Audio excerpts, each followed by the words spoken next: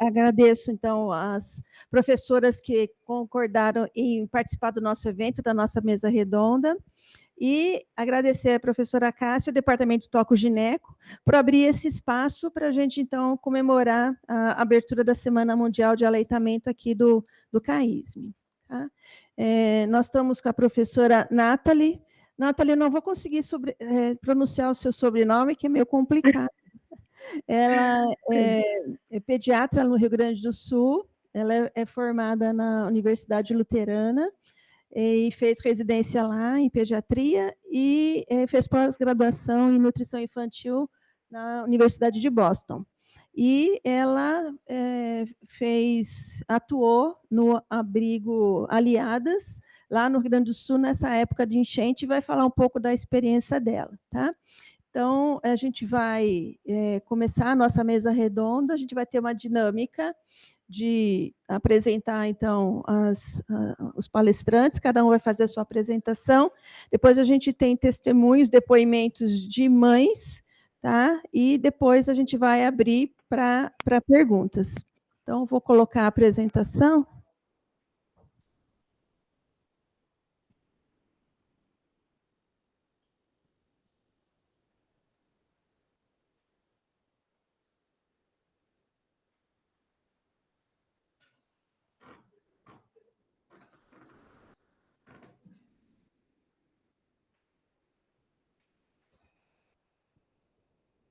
Está dando para ver a apresentação, Nathalie?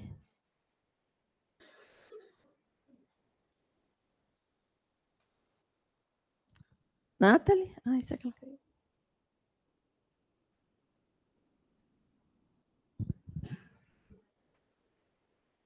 Ô, Carlos, me ajuda aqui, vê se as meninas estão com ela. Gente, estamos com problemas desde as 10, com problemas. Ela está online, se ela está conseguindo ver.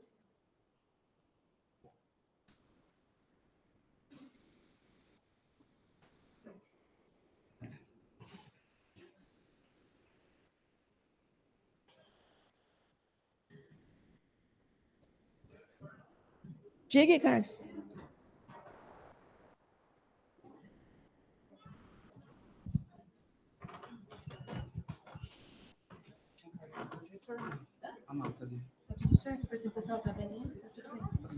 Bom, então, gente, novamente bem-vindos.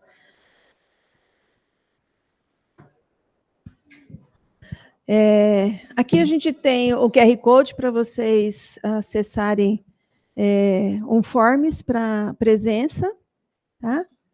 Então, a gente vai fazer, então, essa abertura, então, da Semana Mundial de Aleitamento. A UABA, esse ano, escolheu como tema de reflexão sobre a amamentação apoia em todas as situações. Eles quiseram, com esse tema, focar então, em todas as situações de vulnerabilidade que a gente pode ter em relação à amamentação, em que você pode precisar de informações de apoio adicional, então, em certas dificuldades, tá? Nós vamos abordar algumas dessas dificuldades, tá? Eu vou falar, então, sobre prematuridade e gemelaridade, a Silvia vai falar sobre dificuldade de comunicação, a Nathalie, que está lá no Rio Grande do Sul, vai falar em situações de catástrofe, e a Tabata, que deve estar chegando, vai falar de indução da lactação e não gestante, tá?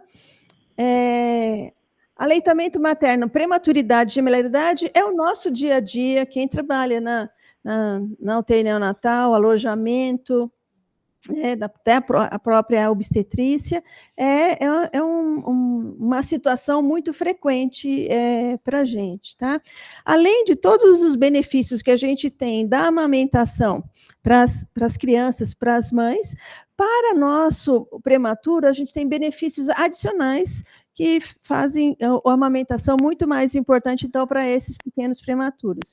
Reduz o risco de enterocolite necrosante, diminui sepse, retinopatia da prematuridade, displasia broncopulmonar, diminui o risco de reinternação nos primeiros 2 anos de vida, diminui o risco de síndrome metabólica na vida adulta e tem um melhor desenvolvimento neurológico. Então, apesar de todos esses benefícios, a gente tem na literatura que as mães de prematuros têm um risco quase 3 vezes maior de não ter quantidade suficiente de leite quando a gente compara com mães de bebês a termos, né? Então, o volume de leite dessas mulheres tende a diminuir ao longo do tempo ou se manter de uma maneira constante, tá?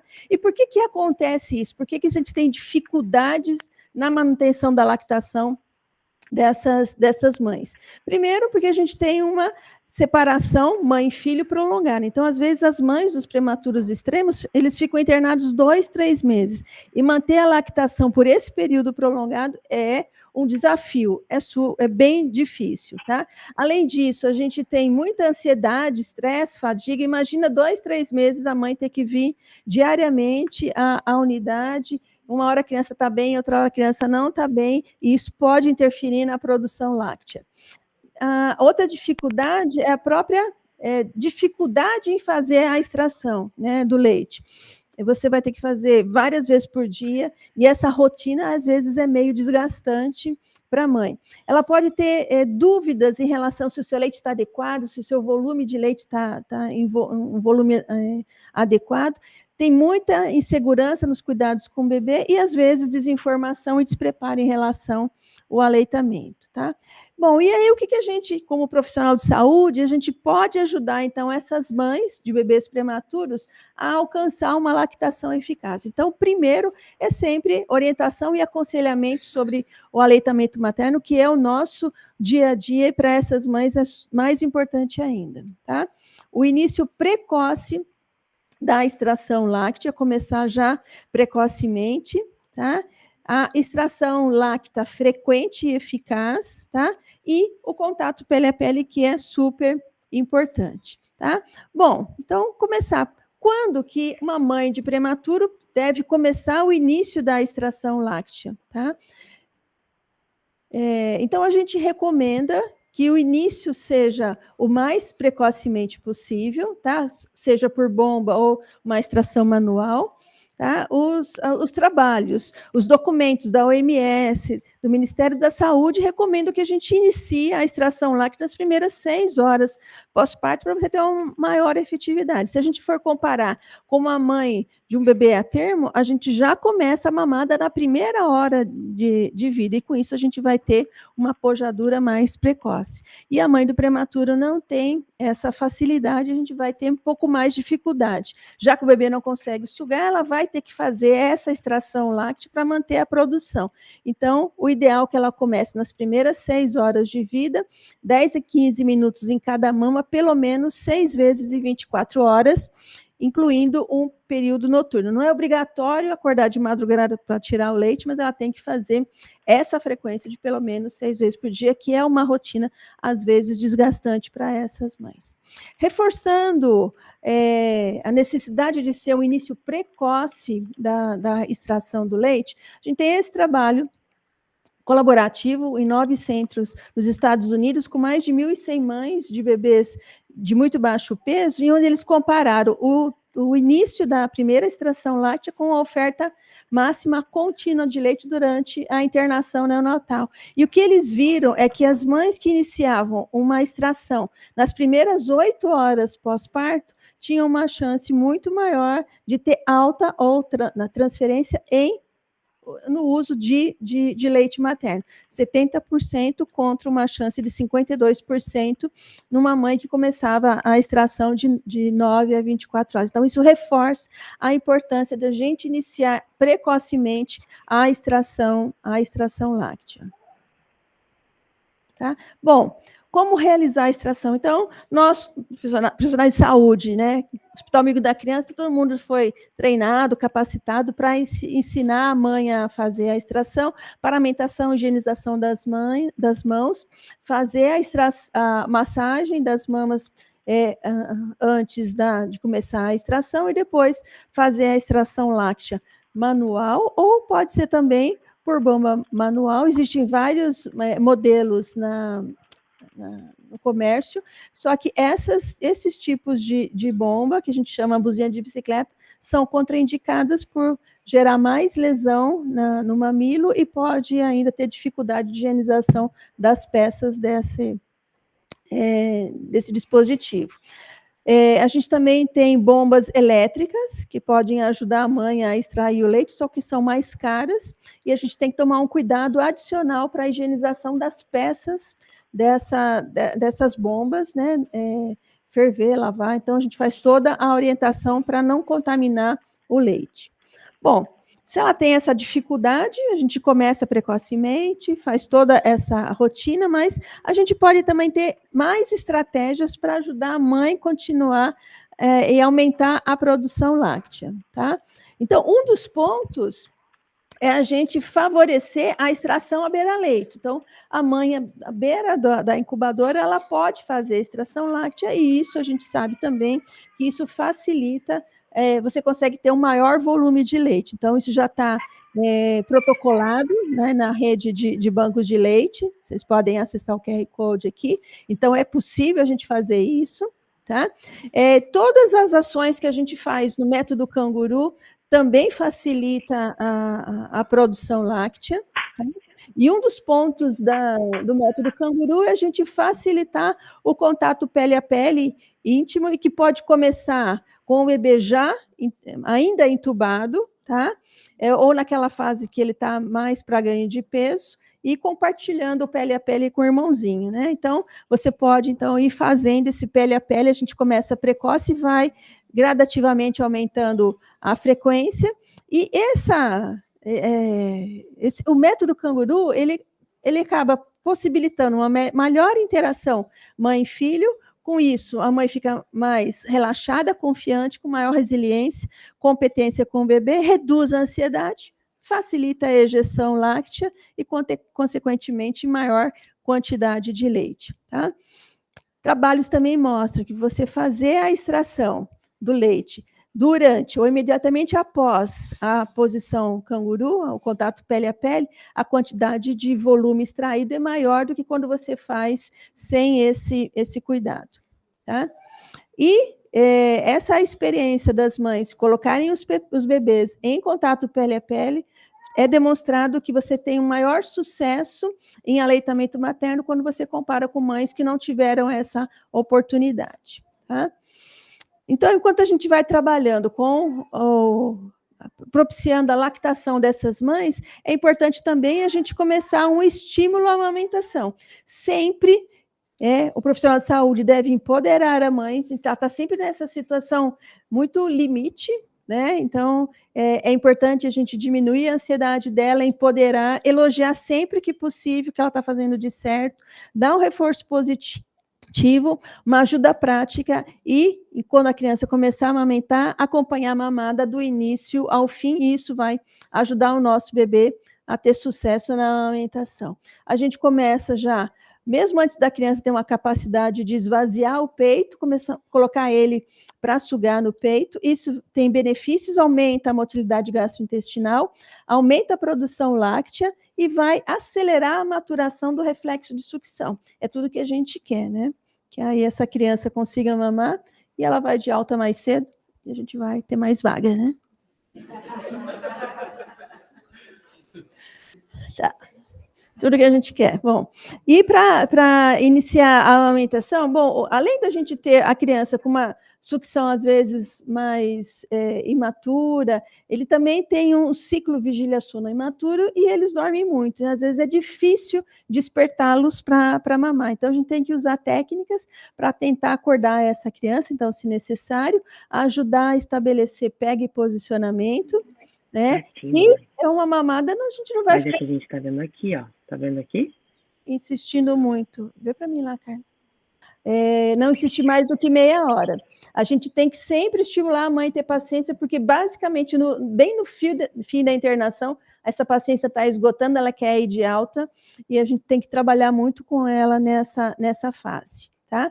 Aquelas mães que têm uma quantidade de leite insuficiente, a criança já está numa fase de conseguir ir para o peito, a gente pode lançar a mão da técnica de translactação, relactação. Então, Então, a gente tem vários instrumentos que a gente pode fazer essa técnica. Esse é o modelo privado, o modelo SUS, esses dois aqui. No serviço, a gente usa esse modelo para relactação, tá?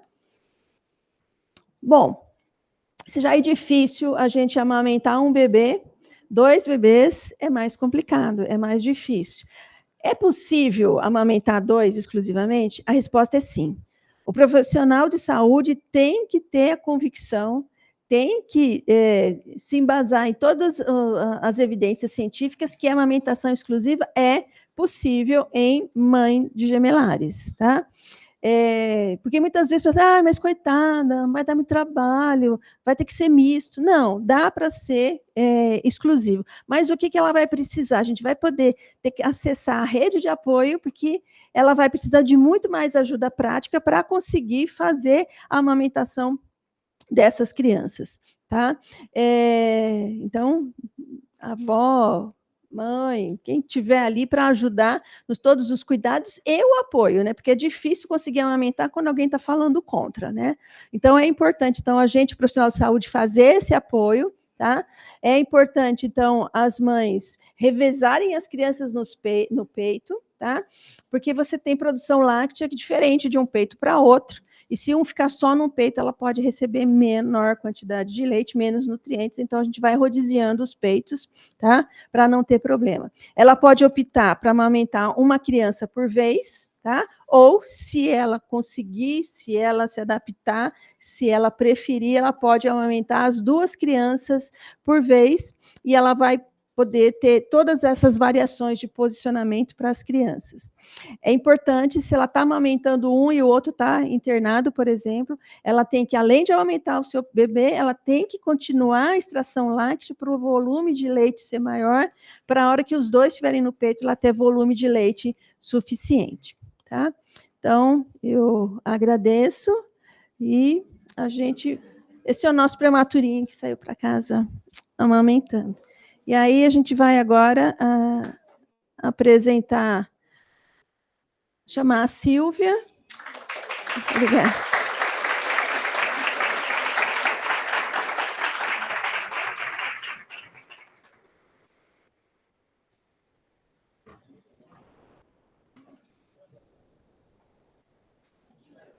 Tá aparecendo?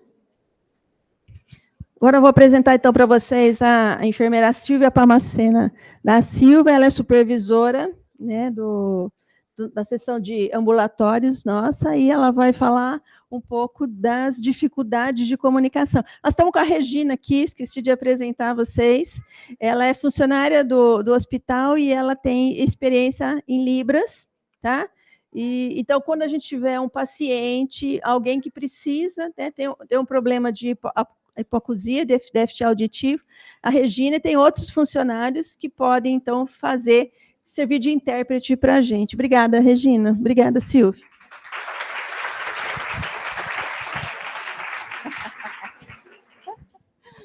Gente, bom dia. Tá? Espero encontrá-los bem. E eu vim falar um pouquinho com vocês sobre dificuldades de comunicação. Primeiro, eu vou agradecer, né? Agradecer a parceria da Regina, né? Da Daiane, da nutrição, da minha equipe do CIPEX, né? Da coordenação, das supervisoras aqui comigo, do pessoal do ambulatório, né? Agradecer vocês por estarem aqui hoje, tá? Para prestigiar essa nota. E agradecer o pessoal da comissão da Iniciativa Hospital Amigo da Criança aqui do CAISM, tá? Então, voltando no assunto, vocês devem estar perguntando o que essa maluca vai falar sobre comunicação e amamentação, né?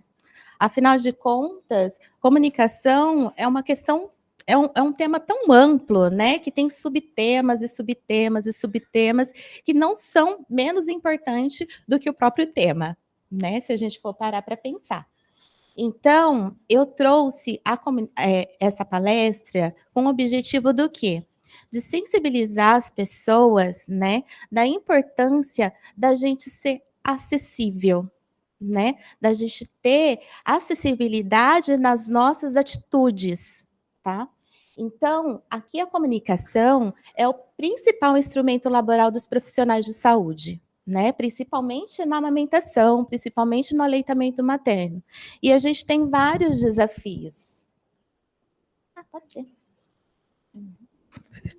E a gente tem vários desafios, né, Regina? Então, a comunicação, ela é uma prática social, né? E ela é o quê? Uma interação entre os indivíduos, entre as pessoas, né? Na comunicação, a gente precisa do quê?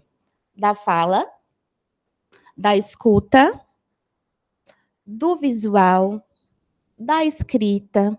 A gente também vê a comunicação eficaz ou a comunicação ineficaz diante da distância entre os participantes na conversa, né? Nos gestos, no toque e até no cheiro, né? Então, o cheiro também é uma forma de se comunicar. E se não houver nada disso? Se a gente tiver com um paciente do nosso lado, ou com uma pessoa, assim, até fora daqui, que não fala, que não ouve, né? Se os profissionais de saúde, né, o principal instrumento dele é a comunicação verbal, geralmente, né? Nós somos treinados com a comunicação verbal, né? Se desconstrói tudo. A gente está lá no nosso cuidado planejado, né? A gente coleta o histórico do paciente. Quando chega aqui uma paciente que não ouve, uma mãe surda, uma mãe cega, a gente se desconstrói, né? Porque as nossas atitudes têm que ser revistas. A gente não pode trabalhar com elas do mesmo jeito que a gente está acostumado. Aí a gente fala assim, Silvia, são poucas as pacientes, né? A gente vai ver, são poucas as pacientes, é uma ou outra. Mas basta uma, gente. Basta uma no nosso plantão, né? Para a gente ter que se virar e, né? Então, eu vim mostrar para vocês algumas ferramentas, alguns instrumentos que a gente tem aqui no CAISM e que a gente pode lançar a mão, né, para facilitar esse acesso aos pacientes à orientação, à educação, a um serviço seguro e de qualidade. Então, a gente tem alguns instrumentos. Tem desafios? Tem, né? Mas só a gente sentando aqui e pensando, sensibilizando, é que a gente vai tentar lançar propostas de melhoria para que as coisas avancem um pouco mais. Tá? Aí, aqui é a definição de diálogo, né? É uma conversa entre duas pessoas. Se o que eu estou falando não consegue chegar até a pessoa, né? Ou a pessoa não consegue decifrar o que eu estou falando, não existe um diálogo. E para assistência em saúde, não adianta só a gente comuniquei. Não, a gente tem que ter um diálogo entre o paciente, com o paciente, né? Receber as informações que ele está nos dando. E a gente não tem que prestar atenção só nos nossos gestos, né? A gente vai prestar atenção no gesto do paciente, na expressão facial dele, né? Também é muito importante. Assim a gente vai estabelecer o diálogo, né? Não tendo diálogo, a comunicação, com certeza, é ineficaz e ela não é assertiva.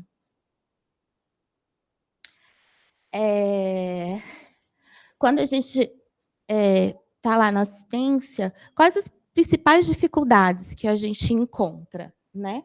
A gente encontra muita diferença de linguagens e saberes, né? De cultura, né? A gente tem bastante pacientes, às vezes imigrantes, e não só elas, né? Aqui entre a gente tem vários valores diferentes, né? Em que a gente precisa respeitar e tentar acessar. A gente tem as limitações orgânicas, né, que são de receptores ou visuais, ou de escuta mesmo, déficit auditivo, visual. A gente tem a imposição de valores, as diferenças socioculturais e estágio de desenvolvimento cognitivo e intelectual. Então, o que eu trouxe aqui? Porque é muito extenso o tema, né? Então, eu trouxe também a questão da mulher surda, né? Da gestante, da puérpera surda, né? Então, tem vários estudos que falam sobre esse déficit auditivo ou da mulher surda, mas a maioria deles são estudos qualitativos, né, e que tem um resultado em que elas falam que, assim, esse estudo, por exemplo, ele compara o comportamento da mãe surda, né, com as mães ouvintes, né?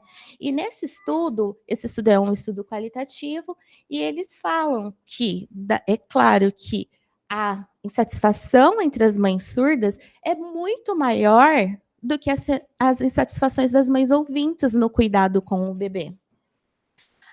Tem uma diferença de comportamento entre elas e tem uma diferença de comportamento da equipe do profissional de saúde para com elas e para com as mães ouvintes. Elas, com certeza, as mães são mais propensas à ocorrência de parto prematuro, né? Às vezes, demais pela dificuldade de acesso, pela dificuldade de comunicação, pela dificuldade de orientação, né? Elas são muito mais ansiosas, e é mais propício à oferta de mamadeira, tá? Nesse estudo. Não é mamãe. Não é mamãe. Aqui, nesse estudo, fala sobre a análise da comunicação verbal e não verbal na mãe cega e com limitação motora durante a amamentação. Esse estudo também é qualitativo e é visual, porque eles fizeram uma filmagem e acompanharam uma mãe durante a amamentação dela. Era uma mãe paraplégica, né, com deficiência visual e também tinha dificuldade de locomoção de membros superiores. Então, eles fizeram essa avaliação, né, e eles perceberam que, é claro, às vezes a gente fala assim, como que aquela mãe pode cuidar do filho? Como que ela pode amamentar esse filho? Eles perceberam que há muito a questão do toque, dos gestos, das expressões, né, verbalizadas na mãe. Porque o que acontece? Muitas vezes a gente fala, a mãe cega não olha para o bebê, né? Elas olham sempre, às vezes, reto ou para cima, elas acabam amamentando um bebê sem esse olhar. Isso também a gente precisa estimular, né? Então, tem todo um cuidado com elas. Aqui também relata, de novo, a falta de preparo dos profissionais de saúde para atender essas mães cegas. E a gente vê a falta de acolhimento, às vezes, nas estruturas arquitetônicas. A gente olha, a gente não vê piso tátil, né? Então, conforme o paciente entra naquele ambiente de saúde, ele já percebe que ele não é bem acolhido. Não estão me esperando aqui, né? Já é um sinal visual, já é uma comunicação visual. Tem a falta de acesso facilitado e ela usou muito material em braille, né? E o material de televisão, né? Que a gente tem no hospital, alguns televisores, né? Para a gente poder passar os vídeos. Aí aqui, às vezes a gente acha que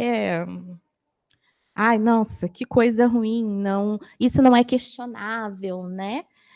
Como uma pessoa surda é capaz de cuidar do seu bebê, né? Aí você fala assim, não, isso não é questionável, toda mulher tem seu direito, né, reprodutivo, tem seu direito de sexualidade, toda mulher tem, né? Mas, na minha experiência de trabalho, que é pouquinho, tá, gente? Eu tenho 15 anos só. Eu já ouvi isso. Como que uma mãe surda vai cuidar do seu filho? Como uma mãe cega vai ter filho? Né? E elas, com certeza, aqui ela fala que ela pôde se conectar com a mãe, com o filho dela, por meio da amamentação. Porque durante a noite, o que ela fazia nos primeiros dias? Ela colocava o bebezinho do lado dela, dormia com a mão no bebê. A hora que ele se mexia, né, ela sabia que ele estava querendo mamar. E aí, passaram-se alguns dias, ela não precisava mais ficar com a mão no bebê. porque a mama dela ficava cheia na hora que ela ia amamentar, né, no horário. Então, tem bastante questões sobre isso, mas é só para a gente parar e pensar, né? A gente pensar numa maior acessibilidade, mudanças de atitude, mudança de pensamento, né? Para que a gente possa incluir essas pessoas, não só no ambiente hospitalar, mas nas nossas vidas também, né? Aí eu trouxe um pouquinho do que a gente tem. Quer descansar? Do que a gente tem aqui, para a gente lidar com algumas dificuldades, né? No alojamento conjunto, quando eu estava lá, aliás, né, a gente tem essa dificuldade em todos os lugares, né? Na época, tinha muitas haitianas, né? E a dificuldade que a gente tinha era que elas falavam crioulo, né? Elas nem o inglês, nem o francês, nada, e era crioulo. E aí a equipe, muito obrigada, a equipe lá do alojamento conjunto me trouxe essa demanda. E a gente foi procurar e a gente achou esse estudo, que é de uma das professoras, a Clara, aqui da FENF, né? Que ela faz esse guia. Então, ela colocou a tradução, né? Ela colocou primeiro em português, o bebê está conseguindo mamar? Aí você mostra para a mãe. É claro, gente, ela vai precisar ser alfabetizada, né? E aí ela aponta sim ou não, tá? E aqui é a quantidade. Por exemplo, você amamentou quantos filhos? Sim, ela aponta para o sim. Quantos? 1, 2, 3, 4. Quantos anos você amamentou? Quantos meses, né? Quantos filhos? Esse guia a gente tem para gestante, a gente tem para puérpera, tá? E eles ficam lá no alojamento conjunto, tá bom? Para que a gente possa lidar. Outra coisa que a gente tem aqui é o auxílio da assistente social, do serviço social, né? O que a gente faz primeiro? Eu tenho uma barreira linguística, uma barreira cultural, né? O que primeiro a gente costuma fazer? Né? Liga no serviço social, tá, gente? O serviço social, ele vai procurar de emergencial, né? Alguém aqui da comunidade CAISM, né? Aqui dentro, que saiba interpretar Libras, que saiba falar o inglês. Eu não sei se vocês já foram chamados alguma vez, que saibam falar o francês, né? Para que possa, nessa hora emergencial, contactar a paciente, conversar, né? É importante também uma rede de apoio dessa paciente, né? Chamar um acompanhante, e também sempre pensar que aquela questão do acompanhante é porque muitas das pacientes surdas, elas não sabem Libras e às vezes elas nem sabem português. Elas têm uma comunicação da estrutura familiar. Né? Então, é bom a gente sempre entrar em contato, sim, com a rede de apoio para saber como é que funciona a situação, né? E depois, o serviço social ele vai atrás de parceiros aqui na universidade, né? A gente tem o CEPRI, a gente tem o Instituto de Linguagem ali na universidade, e assim, eu conversando com a Cris, quero agradecer a Cris também, ela está aqui, agradecer a Cris, as meninas do serviço social, que assim, elas estavam me contando que da última vez elas foram atrás de uma sinagoga. Sinagoga. Por causa da questão das pacientes egípcias, né? Porque o contato com elas é bem complicado. Oi? É mesquita? Mesquita. O doutor Rodolfo falou que é uma mesquita. Tá bom? Aí a gente tem aqui glossários, folders e vídeos explicativos. Esses folders aqui, a gente pode encontrar eles impressos, né? E a gente também tem na biblioteca virtual. Então, a gente entrando na biblioteca virtual, a gente tem vários instrumentos escritos, né? Que dá para a gente passar para as pessoas, para os pacientes. Tem aqueles com QR Code, né? Tem o vídeo de banhos, de troca de fraldas, que a gente está precisando de uns televisores agora, mas a gente já está providenciando, né? E aqui eu coloquei as oportunidades de melhorias, né? Essa questão da acessibilidade, das atitudes das pessoas, né? A capacitação de profissionais na linguagem de sinais é uma coisa muito grande, mas a gente pode também, sei lá, trabalhar numa coisa focada, né? Eu vou fazer um glossário de Libras em amamentação, então eu vou ensinar alguns profissionais que têm aptidão, né, na linguagem de sinais, que gostem disso, só no foco de amamentação, né? Porque é tão grande o curso, né? Tão extenso. Novas tecnologias, porque aqui a gente tem já o QR Code, por que não no QR Code a gente colocar os vídeos com a interpretação de Libras, né, com som, né, para que se torne mais acessível para essas pacientes. E a intervenção precoce, né, estimular a participação dessas pacientes no grupo, né, no grupo de gestantes lá do ambulatório, junto com seus parceiros, junto com suas famílias, né? Eu acho que o sucesso depois vem de uma estimulação, de uma atitude precoce, né? E uma alta referenciada, que dá um apoio maior para elas, um cuidado especializado.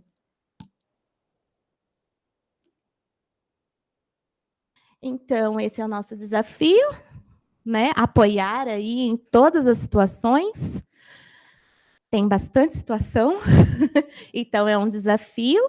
E assim, a gente tem que ter em mente que a comunicação eficaz, ela é um dos 8 pilares da assistência segura ao paciente, né?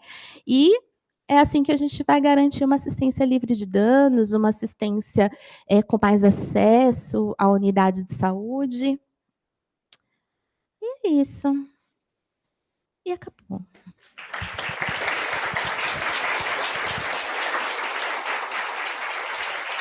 Obrigada.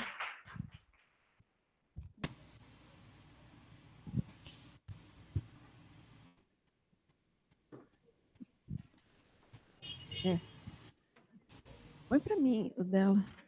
Bom, agora a gente vai ouvir a apresentação da doutora Nathalie Konarzeski, espero que esteja falando certo, ela é do Rio Grande do Sul, como eu falei, e ela trabalhou no abrigo Aliadas na época da enchente lá no Rio Grande do Sul, e vai falar, então, a sua experiência em relação à amamentação nessa situação de tragédia que o Rio Grande do Sul viveu. Tá? Então, doutora Nathalie, a gente já agradece a sua participação e fique à vontade aqui. Está conseguindo ver? Vocês estão me ouvindo? Sim. Primeiramente, bom dia, obrigada pelo convite. Eu sou uma entusiasta da amamentação, tenho dados muito bons no meu consultório, na minha prática privada. Não reparei a minha voz, mas aqui o clima está bem difícil, então a gente está sempre doente, ainda mais pediatra. Então eu tenho um objetivo de sempre promover a amamentação, porque acho que nada pode ser melhor do que o leite materno, tanto para a mãe quanto para as crianças. E para começar, eu queria trazer uma reflexão sobre uma frase que eu gosto muito, que é no próximo slide, que se houvesse uma nova vacina que evitasse 1 milhão ou mais de mortes de crianças por ano e fosse barata e segura e fosse administrada por via oral e não precisasse de uma cadeia de frio, seria política imperativa de saúde pública. E isso é uma das coisas que a amamentação pode fazer, junto com uma série de outras coisas, né? Então, eu realmente acho que a gente tem que investir muito nisso, cada vez mais, porque quando a gente olha para os objetivos que a ONU e que a Organização Mundial da Saúde tem até 2030, é que 70% das crianças sejam amamentadas exclusivamente ao seio nos primeiros 6 meses de vida. Mas, por mais que a gente saiba, né, dos benefícios que a amamentação nos traz para as crianças, né, diminuindo. Eu botei alguns dados ali para a gente pensar muito sobre isso, porque quando a gente fala em saúde pública, a gente fala muito no que impacta no mundo, né? Então, a amamentação, ela vai diminuir em 13% o risco de sobrepeso, ela vai diminuir em 35% o risco de diabetes tipo 2, 19% de leucemia infantil, diminui em 60% a chance das crianças morrerem por síndrome da morte súbita do lactente. E não só nessa questão de doença, né? Mas ela aumenta os pontos de índice de desenvolvimento cognitivo. E isso traz mais anos de escolaridade e automaticamente isso traz uma renda melhor e um futuro melhor para toda uma população, né? Então isso não só impacta na qualidade de vida, mas isso impacta diretamente na realidade de um país. Mas qual é a realidade que o Brasil vive hoje? A gente tem os dados do Ministério da Saúde que dizem que 2/3 dos bebês recebem leite materno na primeira hora de vida. Isso seriam quase 70% desses bebês. Mas a taxa de sucesso de aleitamento materno exclusivo até 6 meses é de mais ou menos 45%, né?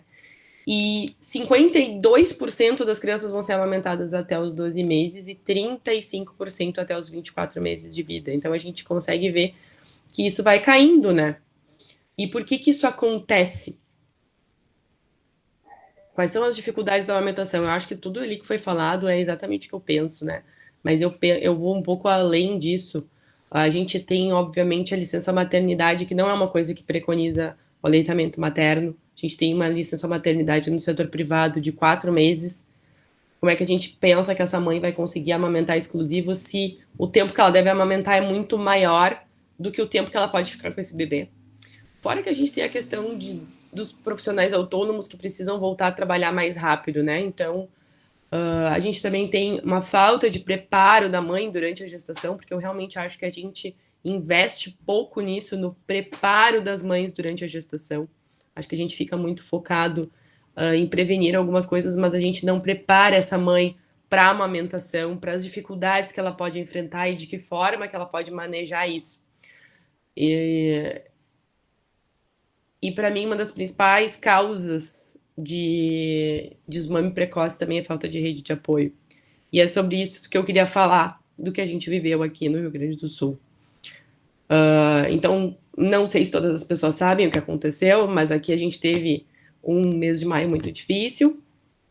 A gente tem um total de 492 municípios e desses 469 foram acometidos por enchentes.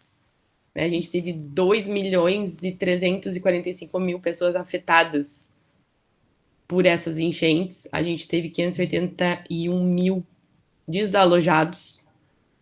E a gente teve mais 55 mil pessoas em abrigos. A situação aqui em Porto Alegre foi muito difícil. E a gente não só tinha que lidar com essas questões de dar um teto para essas pessoas que estavam perdendo tudo, mas a gente começou, então, a receber denúncias de várias situações que aconteciam dentro desses abrigos.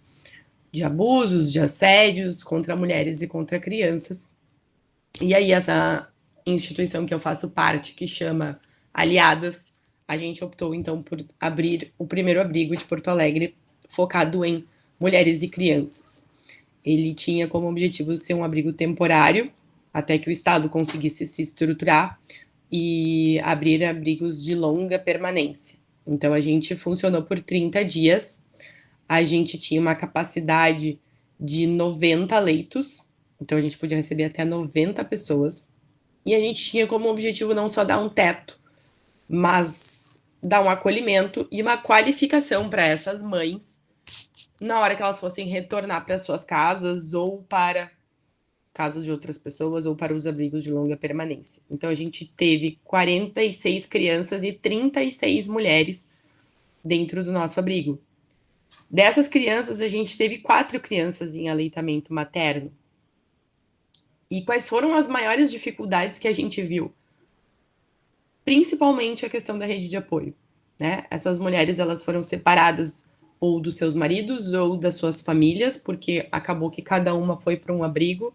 Muitas perderam as suas famílias e elas acabaram indo para lá, elas e as crianças. E a gente sabe que rede de apoio é muito importante, né? Porque a mulher, nesse momento, seja de um recém-nascido ou de uma criança maior, a mãe, ela tá focada em diversas coisas, não apenas na amamentação. E a rede de apoio proporciona que ela tenha essa diversidade de objetivos e de focos, talvez, para que ela consiga ficar pensando mais em nutrir o bebê.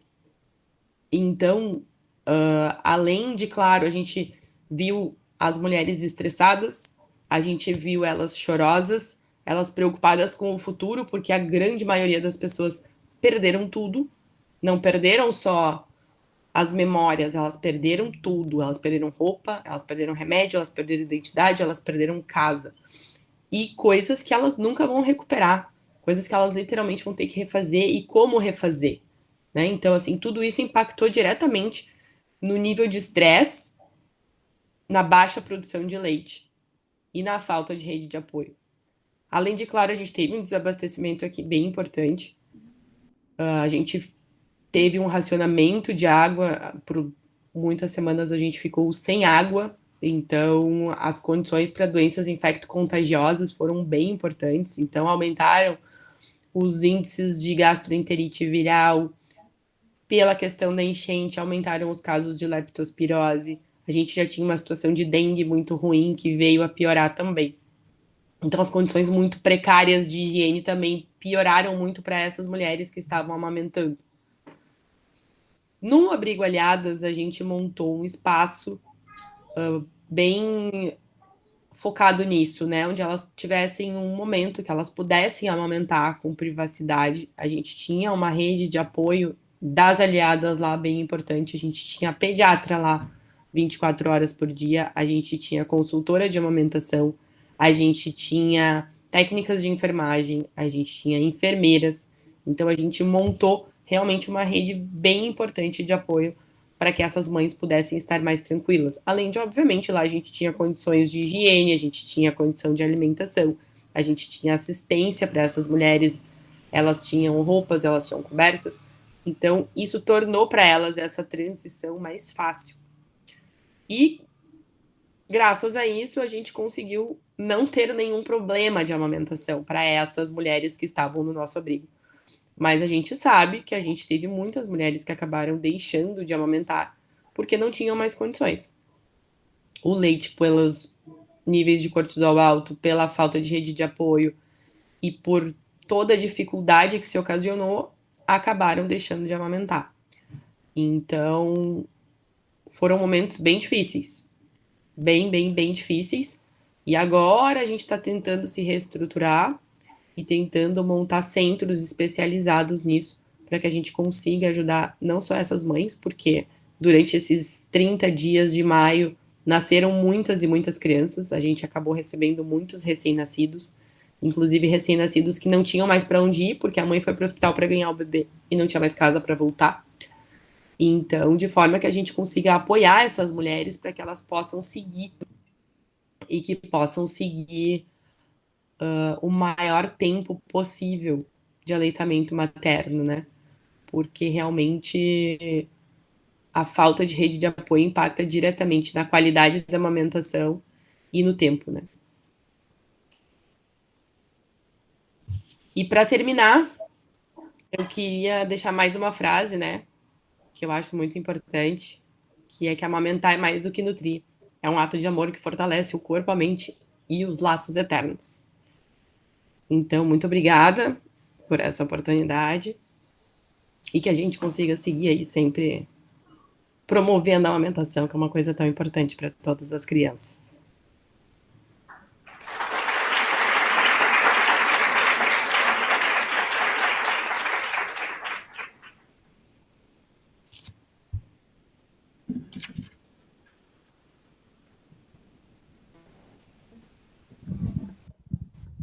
Bom, vou chamar agora a doutora Tabata Regina Zumpano dos Santos, que é doutora em tocogineco pela pós-graduação da FCM aqui da Unicamp, e é médica assistente obstetra no CAISM da Unicamp, e ela vai falar sobre indução da lactação e não gestantes.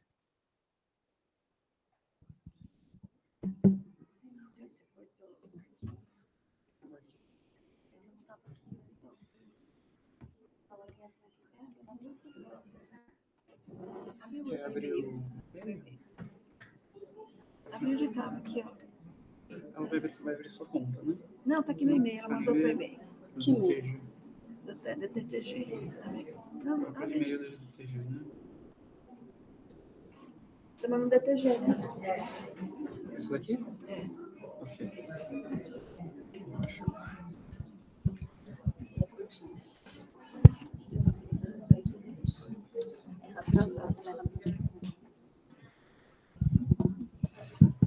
Essa aqui que passa? Essa aqui na frente. Bom dia, meu nome é Tabata, eu sou médica obstetra aqui do Departamento de Obstetrícia. Agradeço o convite, né? Na verdade, eu sou da comissão e feliz de estar mais um ano aqui. E eu vou falar, então, sobre indução de lactação em não gestantes. Eu queria já, de cara, deixar claro, primeiro, que isso é algo que não tem acontecido, não CAISME, né? Até por isso a gente não tem um protocolo, né? Se surgir demanda, né? E eu acho que também a demanda surge a partir do momento que a gente começa a pensar a respeito e dar abertura, né, para as pessoas, aí a gente vai atrás de um protocolo, tá bom?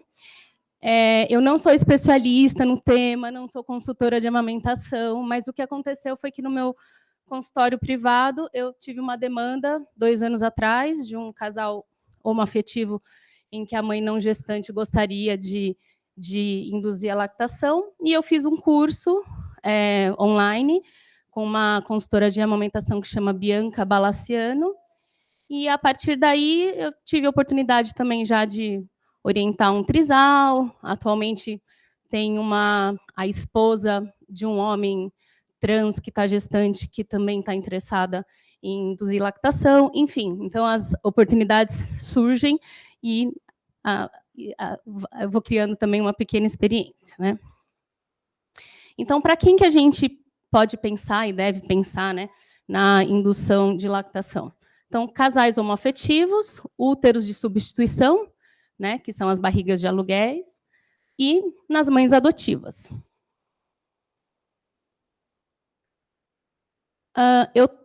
Existem diversos protocolos sobre indução de lactação na literatura. Eles são próximos, parecidos, não existe um consenso, não tem uma revisão da Cochrane para eu trazer para vocês, falando qual que é o melhor, tá, protocolo, mas eu trouxe para exemplificar para vocês o protocolo do curso, né? Então, esse protocolo chama Newman-Goldfarb, foi um livro lançado em 2000, mas que vem sendo atualizado sempre, né? Então, o livro começa dando orientações gerais, né, de que, então, a mulher que pretende induzir lactação, ela precisa passar por um atendimento médico, orientação médica, para ver que está tudo bem com a sua saúde, né? E o ideal é que ela também tenha uma consultora de amamentação para ajudá-la nesse processo. Não é obrigatório ter a consultora de amamentação, mas ajuda bastante.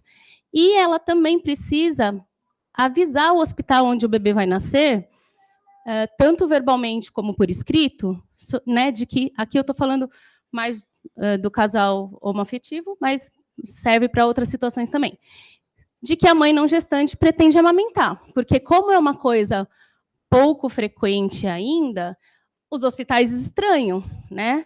Então, é uma coisa que, se for avisada com antecedência e programada com antecedência, é possível a gente fazer dar certo. Então, qual que é o princípio da indução da lactação?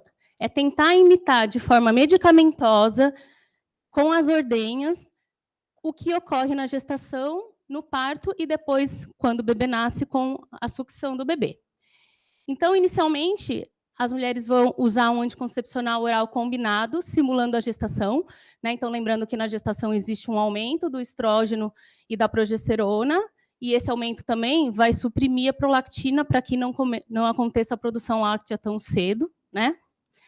E vai associar o uso de domperidona, que é um antagonista da dopamina, usado como antiemético, mas que tem como efeito colateral o aumento da produção láctea, tá?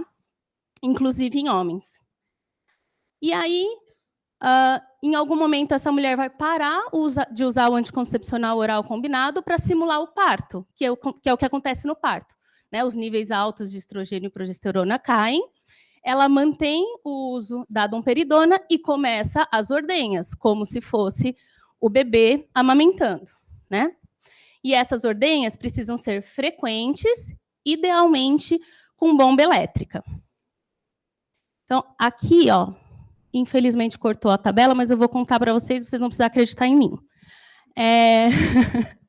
Aqui, ó, é um documento da Sociedade Brasileira de Pediatria, de 2017, que fala sobre o uso de medicamentos e outras substâncias pela mulher durante a amamentação, para mostrar que a domperidona, que estava aqui, ó, nessa primeira tabela, é compatível com a amamentação, com poucos ou nenhum efeito para o bebê. Para a mulher, existem contraindicações e existem riscos, mas que ela é relativamente segura, tá? Então, o que a gente pode ter de efeito colateral da domperidona?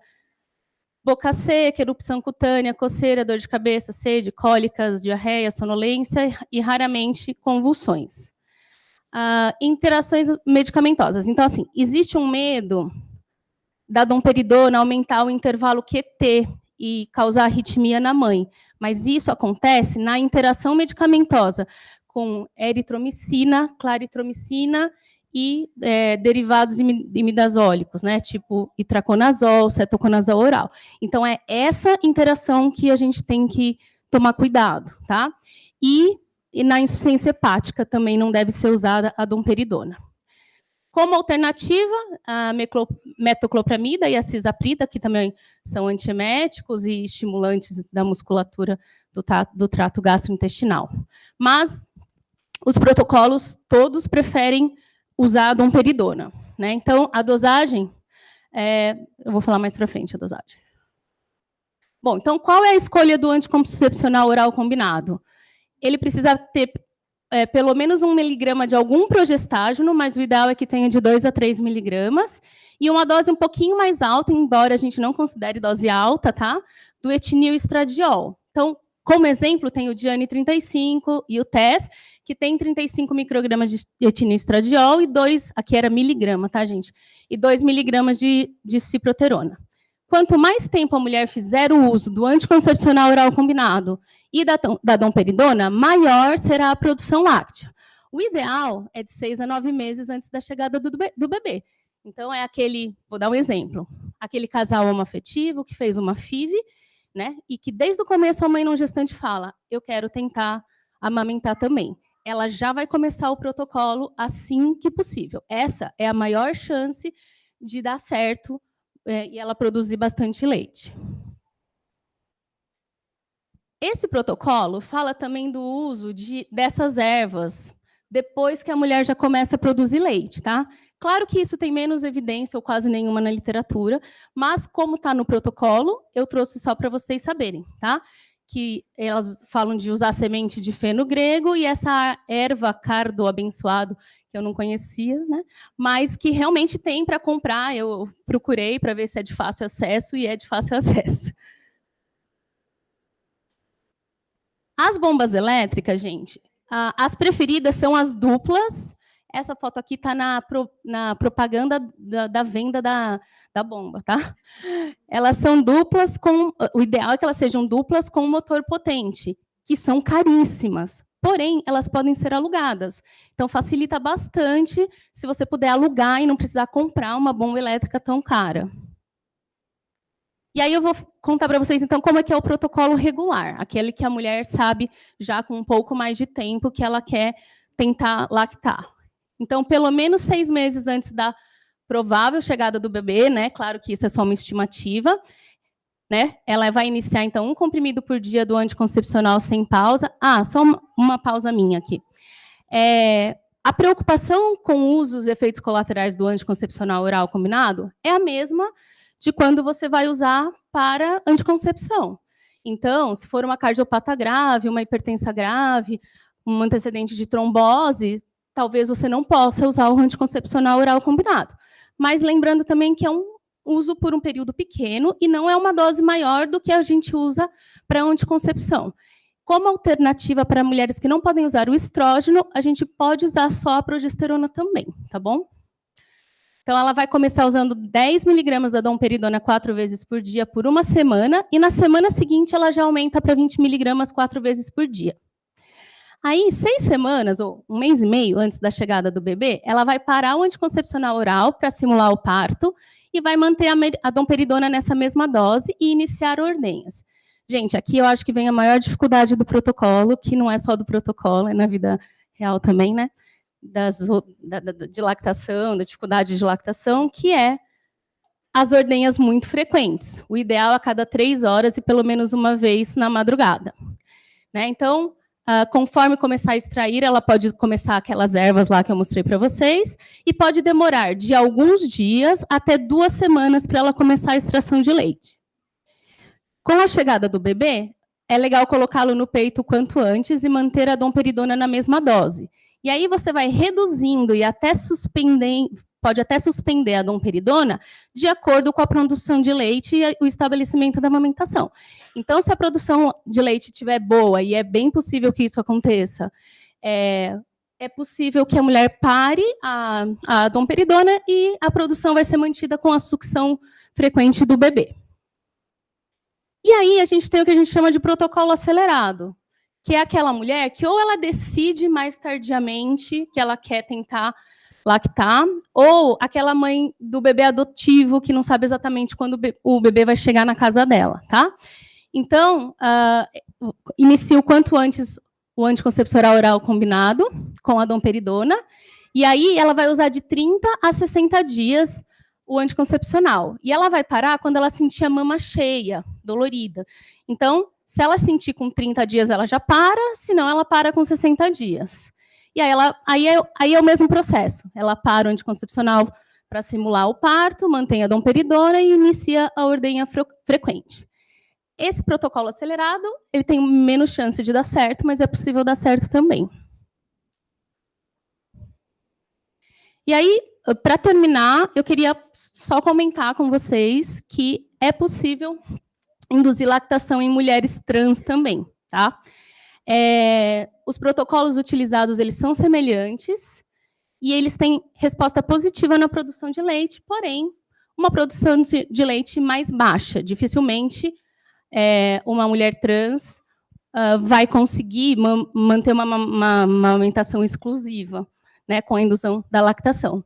Mas é importante para o vínculo, né, e pela satisfação pessoal também. Então, não queria terminar sem comentar isso com vocês. Algumas considerações. Então, coletar sorologias durante o pré-natal e o teste rápido de HIV na internação para parto, para a proteção do bebê, né? E quando as duas mulheres vão compartilhar a amamentação, é importante manter a ordenha para não diminuir a produção de leite.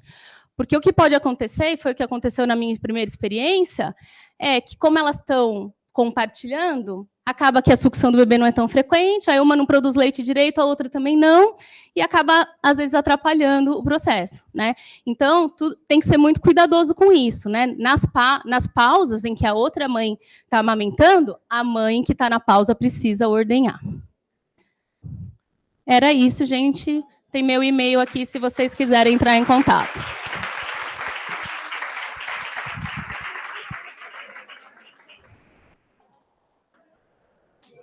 Obrigada, Tabata.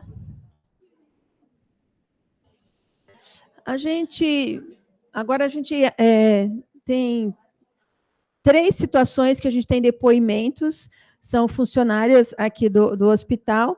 Eu tenho o primeiro vídeo aqui, é da Roseli, ela é técnica de enfermagem do ambulatório, e ela teve uma bebê com a gente na ANEEL, e ela não pôde estar aqui, ela gravou o depoimento dela, e eu vou passar, então. Bom, me chamo Roseli Máximo, sou técnica de enfermagem e também sou mãe de prematuro. Eu tive uma gestação gemelar. Carlos, e com tá ouvindo? Mais ou menos 20 semanas de gestação, a bolsa do primeiro gemelar, o Nicolas, rompeu. Eu fiquei internada, então, no CAISME, e com 24 semanas e 3 dias, eles nasceram. O Nicolas ficou algumas horas vivo ainda, mas logo em seguida foi a óbito. E a Alice foi encaminhada para a UTI neonatal. Eu vou contar aqui um pouquinho da minha experiência de amamentação de prematuro.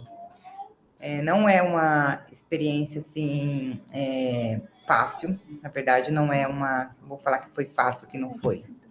Mas foi muito gratificante, porque deu certo, deu muito certo. E eu agradeço isso, ter dado certo, eu agradeço isso a toda a equipe, a doutora Mônica, as meninas do banco de leite, a equipe médica, as técnicas de enfermagem. Eu tive muito incentivo, não só por ser funcionária, porque eu vejo esse carinho todo com todas as mães, e realmente elas seguram na mão e falam, não, vamos que vai dar certo.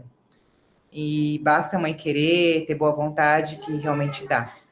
Então, tem que acreditar que vai dar certo.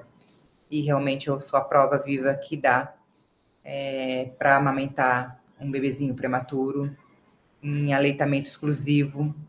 Então, eu vim contar um pouquinho aqui da minha experiência. Bom, no início, nos primeiros dias, eu não tinha leite, porque minha pojadura, meu leite demorou praticamente 8, 9 dias para descer. Então, a Alice recebeu leite materno doado, né, de alguma doadora. E isso foi muito importante para ela, porque nos primeiros dias de vida, esse leite faz toda a diferença ali, né, para começar ali a trabalhar a parte intestinal. E depois de 9 dias, aí meu leite desceu, e aí começamos todo um processo, né, de tirar leite para manter esse aleitamento para quando ela pudesse vir ao peito. Foram 3 meses de internação e não foi, vou falar para vocês que foi fácil, porque não foi. Se eu falar, não, foi fácil, nada na vida é fácil, né? Então, mas é um processo que a gente precisa passar para dar certo, né, lá no final.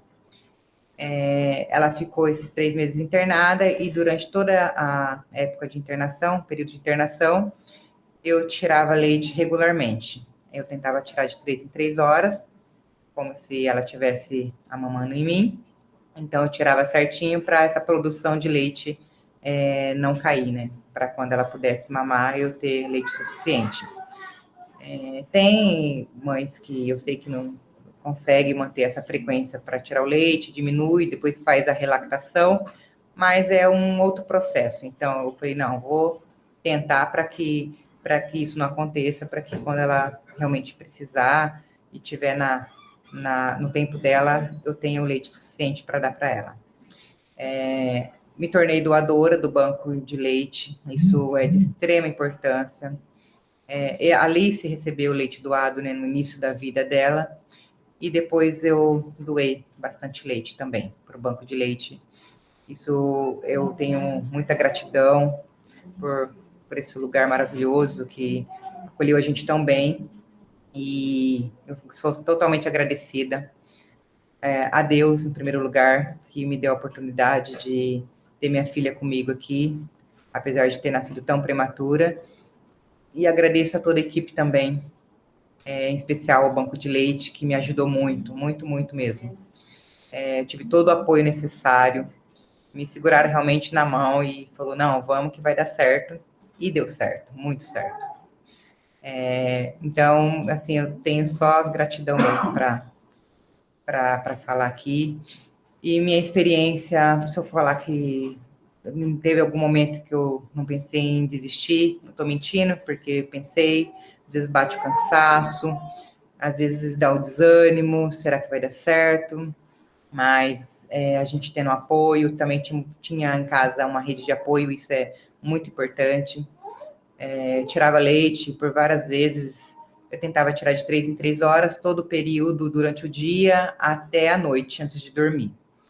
E aí, quando eu dormia, eu tentava ficar à noite para descansar, só tirava uma vez ou outra na madrugada, se ficasse muito cheio, eu levantava e tirava. Mas todos os momentos que eu tentava tirar, no período da noite, principalmente, quando meu marido estava em casa, ele que identificava e levava para mim na geladeira, armazenava organizava as datas certinho, e deu muito certo. Então, assim, ele viu que cada vez conseguia tirar mais e mais e mais leite, até ele se empolgou. Então, assim, ele me ajudava bastante. E saber que não só a Alice recebeu esse leite, como outras crianças, conseguia ajudar outras crianças, isso é muito gratificante. Eu fico muito feliz. E a minha gratidão será eterna. Amamentar, hoje em dia, eu vejo que amamentar o prematuro não é fácil, não. A Alice veio embora para casa de sonda ainda, com a sonda, ficou mais ou menos uns 40 dias de sonda. Depois foi tirada juntamente com a fono. Então, no início da amamentação dela, desde lá do hospital, ela usava oxigênio ainda, eu amamentava por um período pequeno, curto, porque ela cansava. E em casa continuou sendo assim. Eu comecei a fazer a transição.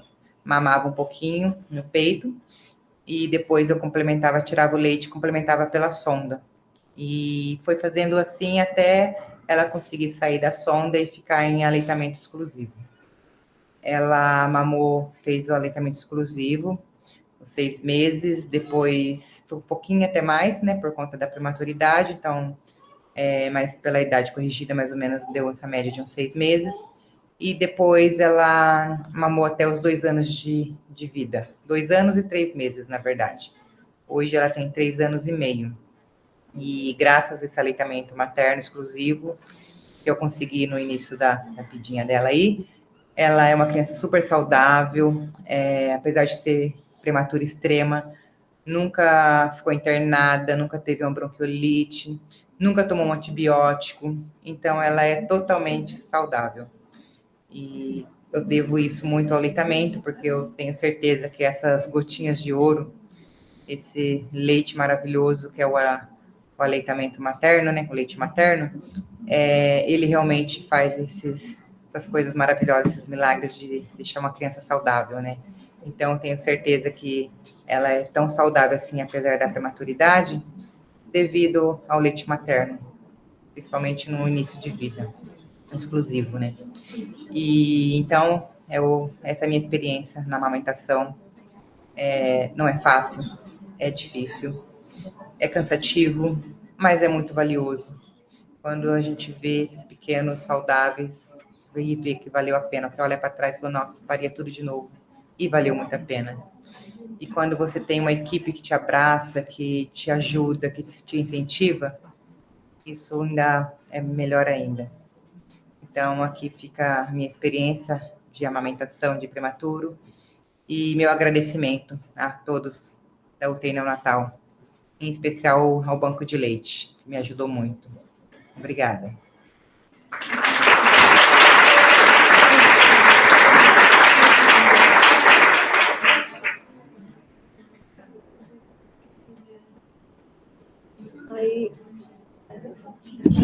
Só vou passar bem rapidinho, para vocês verem a Alice. E aqui agora está o meu pequeno grande milagre, ó.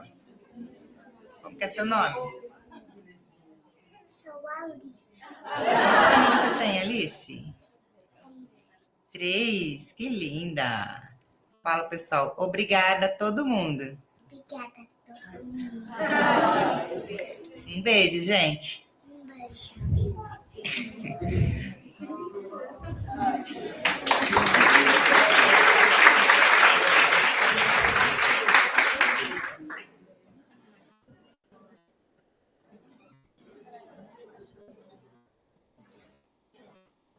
Então, agora a gente tem mais dois depoimentos. Eu quero chamar, então, a Carol, a Ellen e a Ticiane aqui na frente.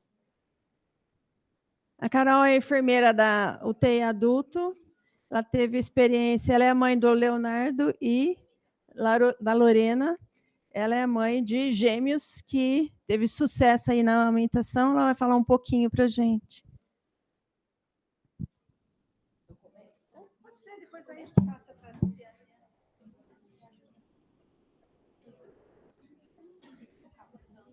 Pode começar?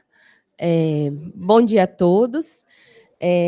Primeiramente, obrigado pela oportunidade de contar aqui a minha experiência. Para quem não me conhece, eu sou Ana Carolina, eu sou enfermeira há 11 anos aqui, da unidade de terapia intensiva adulto, tá?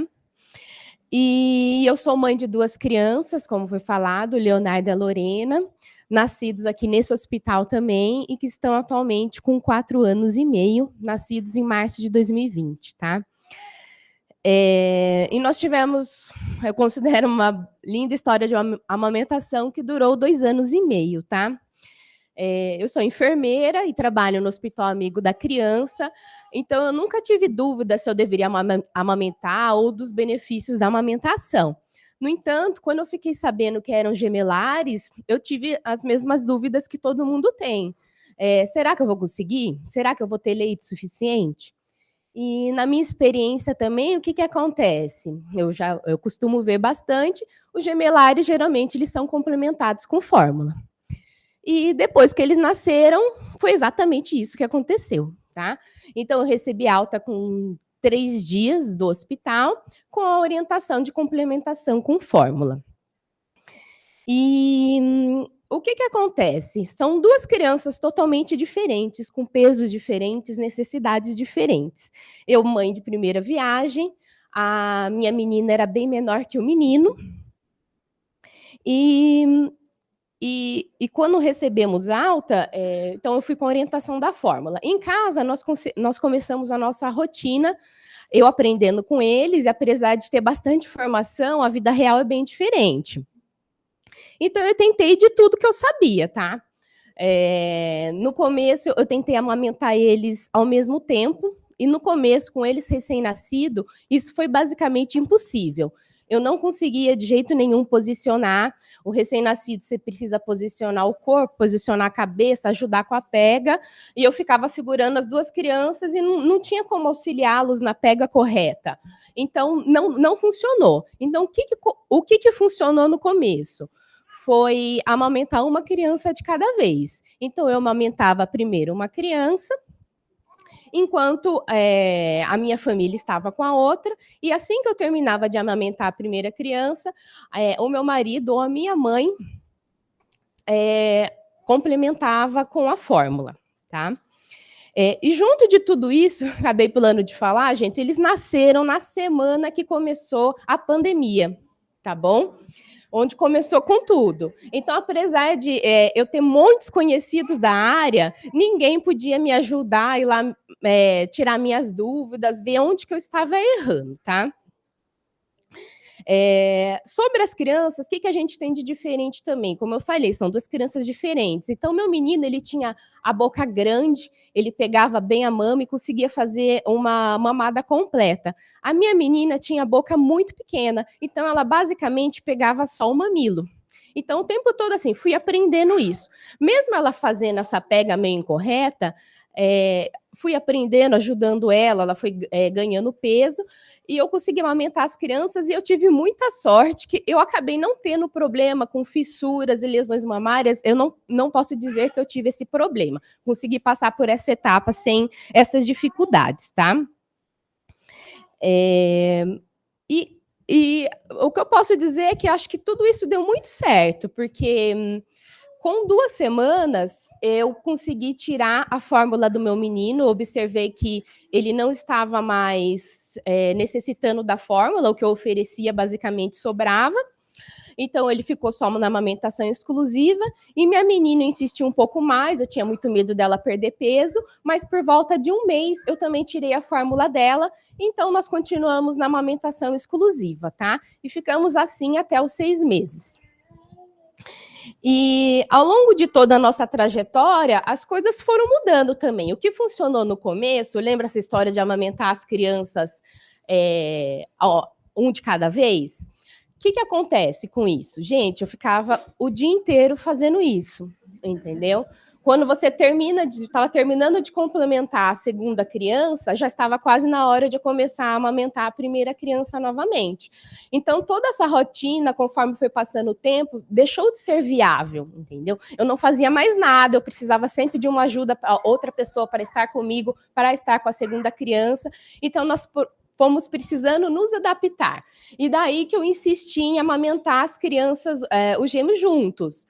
E a posição mais fácil para mim encontrada era com eles na posição invertida, mas foi muito difícil no começo também, porque é a questão do posicionamento, tá? A almofada de amamentação comum, ela não funciona, ela é muito baixa, ela é muito pequena, e você ainda assim precisa fazer o posicionamento do corpo do nenê. E quando ele é pequeno, ele não consegue, você precisa dar uma ajeitada, segurar a cabecinha de uma certa forma.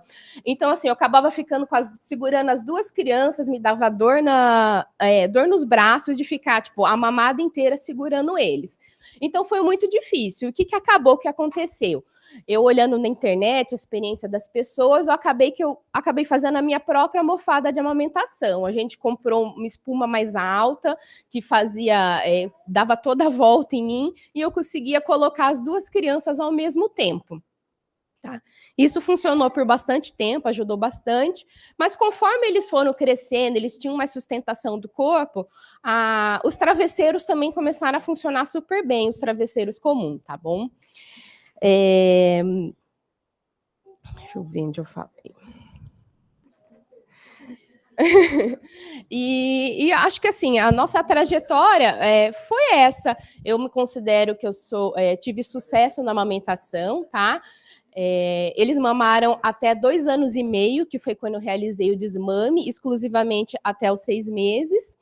Então, é possível amamentar, sim, os gêmeos exclusivamente, porque eu sou uma prova disso, mas como tudo na vida também, exige dedicação, entendeu? Bastante esforço e querer também, porque dá trabalho, tá bom? E quando eu amamentava os gêmeos juntos, o que eu percebi?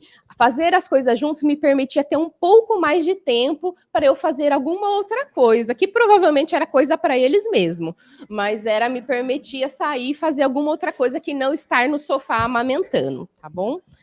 E é isso, obrigada pela oportunidade. Essa é a minha história.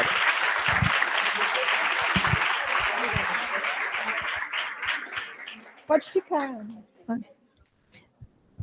Agora eu vou convidar, então, obrigada, Carol. Eu vou convidar, então, a Ellen, que ela é enfermeira, mas ela trabalha como técnica de enfermagem na oncologia aqui do CAISM, e a Ticiane, que é enfermeira da UTI do HC, e elas são as mães aí da Cecília, vão falar um pouco da experiência delas na amamentação ali da Cecília. Fica à vontade.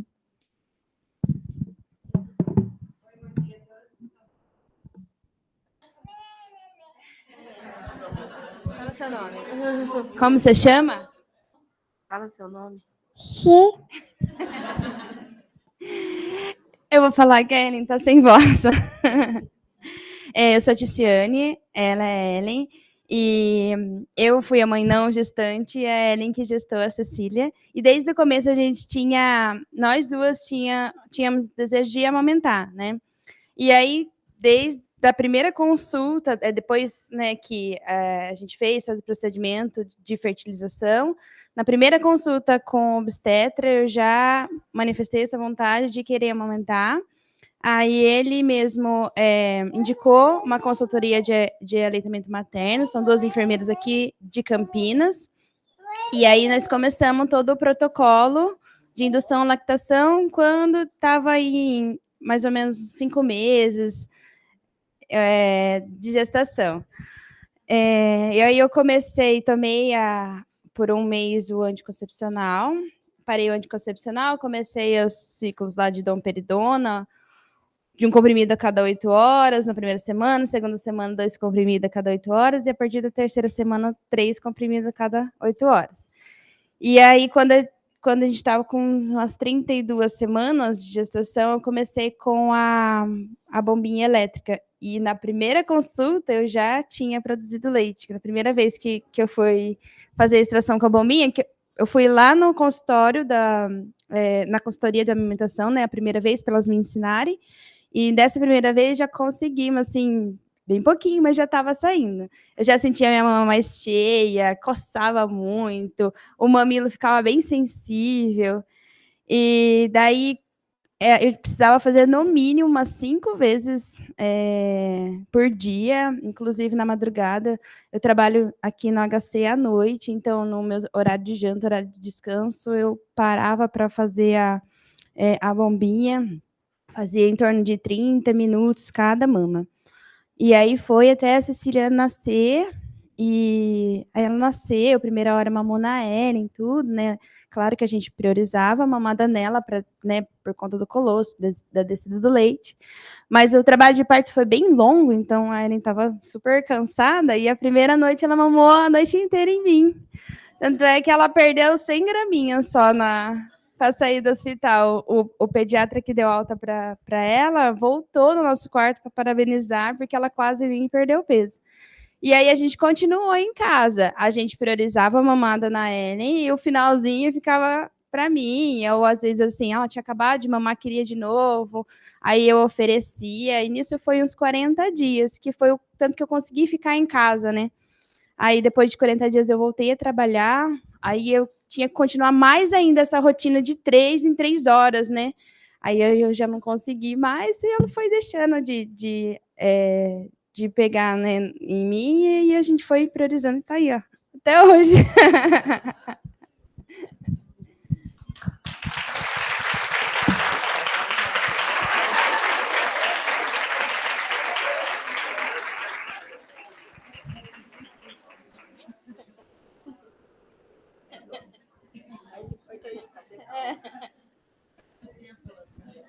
Um ano e meio.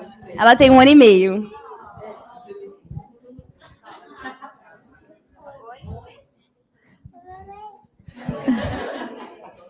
Então, agradeço então, o depoimento de vocês.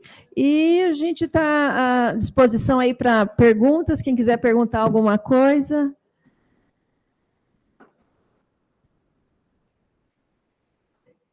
Você falou que conseguiu 40 dias de intervalo, mas era só por causa de férias, não tem... Eu peguei 30 dias de férias, ganhei 7 dias de licença, e eu tinha alguns bancos de hora, minha supervisão ajudou bastante, e aí por isso que eu consegui ficar 40 dias em casa. E você conseguiu a licença parental, então? Isso, assim, eu até conseguiria aos 6 meses, mas aí eu tinha que entrar com uma ação, com advogado e tal, e a gente resolveu não tentar tudo isso, mas aí eu consegui ficar 40 dias em casa. Então, essa é uma dificuldade que às vezes a gente tem, né? Que a mãe está. Principalmente aquela mãe informal, às vezes não tem o direito à licença maternidade. E agora, o que a gente tem também, para mães de prematuros, mães que ficam com bebês internados, a gente tem a expansão da licença maternidade. A Roseli foi a primeira funcionária da Unicamp que conseguiu a extensão. E ela ficou, acho que 9 meses, né, de licença maternidade. Com isso, ela conseguiu, então, estender e conseguiu a amamentação aí por esse período prolongado, né? Então, é uma coisa então, que tem um projeto na Assembleia para tentar mudar e expandir para todas, né? Para 6 meses a licença, expandir para os pais também, né, 20 dias de licença, e aí está em andamento, então, essas campanhas. Né?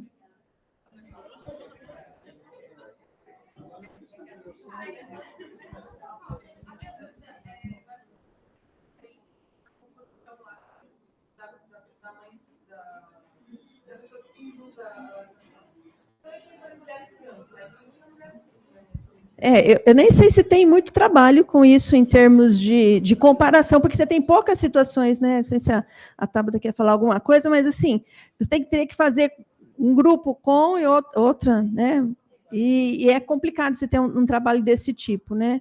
Então... Tem alguns trabalhos comparando, sim, e eles são um pouco diferentes, mas eles são bastante semelhantes, assim, a ponto de da gente ficar tranquilo que o bebê está recebendo o que precisa, né? Que a gente conta com do leite materno. Posso? Pode. Tem uma fono em São Paulo que ela chama Kelly Carvalho. As enfermeiras que ajudaram a gente basearam em vários estudos dela. E ela foi, se eu não me engano, ela foi uma das primeiras a fazer a indução em mulheres trans. E ela fala bastante disso, da composição do leite. Ela diz que é leite humano, entendeu? Então, que a composição não que é a mesma.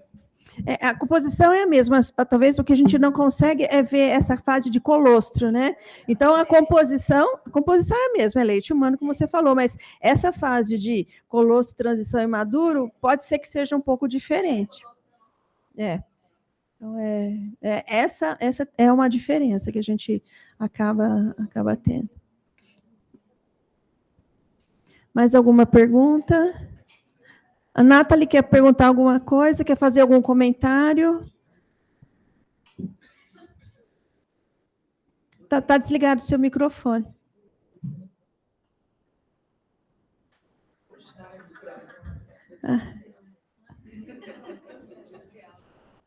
Acho que ela travou.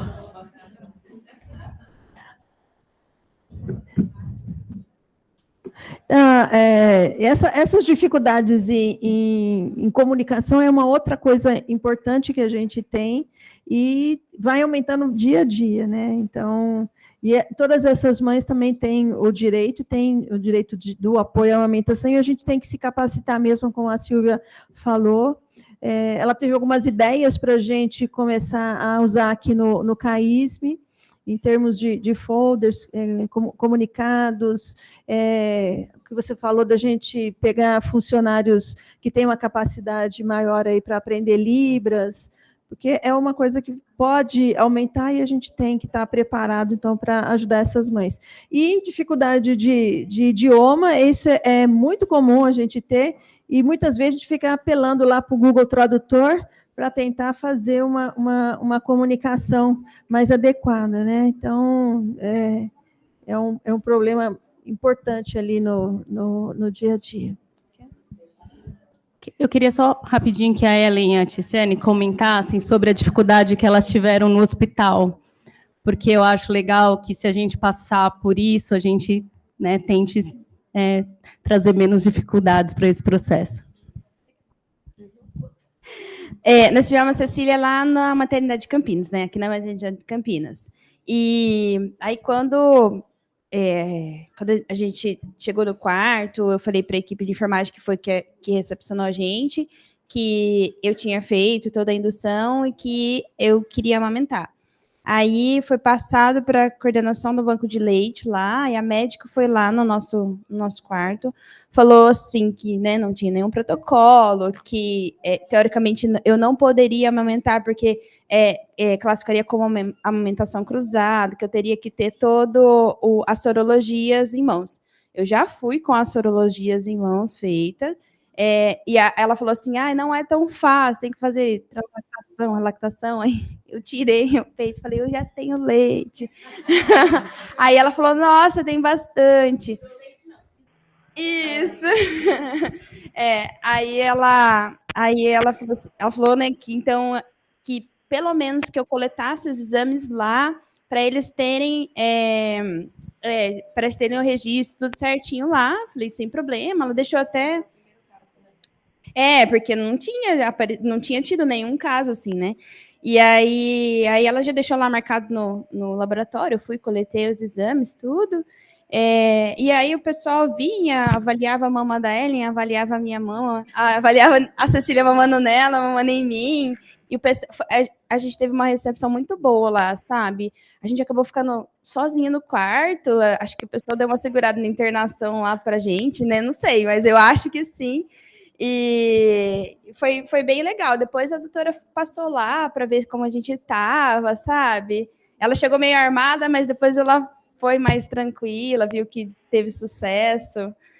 Mas acho que é essa falta de protocolo, a falta da oportunidade, né? De aparecer oportunidades. Eu acho que a gente vai ter que estar cada vez mais preparado. Alguém comentou comigo que no nosso pré-natal tem 3 trans fazendo pré-natal. E aí, eu não sei como é que vai ser a questão da amamentação, mas era importante a gente já esclarecer para o casal se alguém vai querer amamentar, como é que vai ser, para a gente poder começar alguma ação juntos. Se tiver que colher sorologia, a gente colhe previamente para acelerar esse processo, né? Então, é importante ali. Nathalie, quer fazer alguma pergunta? Algum comentário? A situação no Rio Grande do Sul foi complicada. A amamentação nessas situações de catástrofe é muito difícil. Quando está em amamentação, você tem o apoio, a criança está mamando, é mais tranquilo. Agora, principalmente nessas situações, falta de água, de energia, quem está na fórmula é uma dificuldade até a mais, porque você não tem, às vezes, como ter uma segurança alimentar para oferecer leite para essas crianças. Não sei se vocês tiveram esse tipo de problema aí no Rio Grande do Sul, no abrigo que você trabalhou?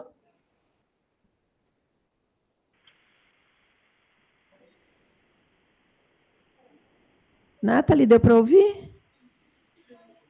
Acho que ela não estava conseguindo.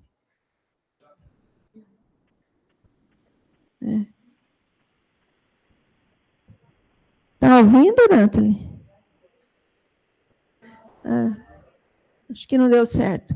Mas, assim, é uma dificuldade, né? Porque você não tem acesso à água, você não tem... e mesmo nas doações, o pessoal estava pedindo até o leite in natura, para você não ter problema de diluição, água, mas mesmo assim você tem que lavar uma madeira, como é que você faz? É complicado. E a amamentação, isso você tem toda a segurança alimentar, mas é uma dificuldade a mais para você manter a lactação numa situação de estresse dessa maneira, né? Então,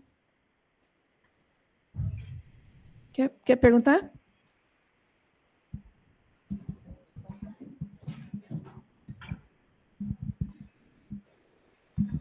Primeiro, bom dia, né? Boa tarde a todos. Queria parabenizar aí vocês, né, pela apresentação. E é sempre o momento da gente agradecer, né, toda a equipe pelo empenho que faz com o aleitamento materno, né? A equipe aí é multiprofissional, né? Acho que a Nathalie não está escutando, mas queria só de informação, o Ministério da Saúde fez uma remessa de leite humano lá, né, para o Rio Grande do Sul, e a coordenadora do Ministério da Saúde da criança, a Sônia Venâncio, inclusive ela levou em mãos, né, em frascos, o leite de Brasília para lá, como uma maneira, lógico, não é esse leite que ia resolver o problema, né, mas como uma maneira de estimular as pessoas a continuar amamentando e falar desse processo, né? Então, só relatar esse caso aí desse envio de leite lá do Ministério da Saúde para o povo lá do Rio Grande do Sul. Acho que é uma ação interessante que a gente queria colocar para vocês com conhecimento, né? E parabenizar toda a equipe aqui do CAISM pelo trabalho que a gente faz no aleitamento materno, que é sempre um momento, esse mês, a gente comemorar todas as ações de todos os funcionários que trabalham nessa arte nobre aí. Obrigado.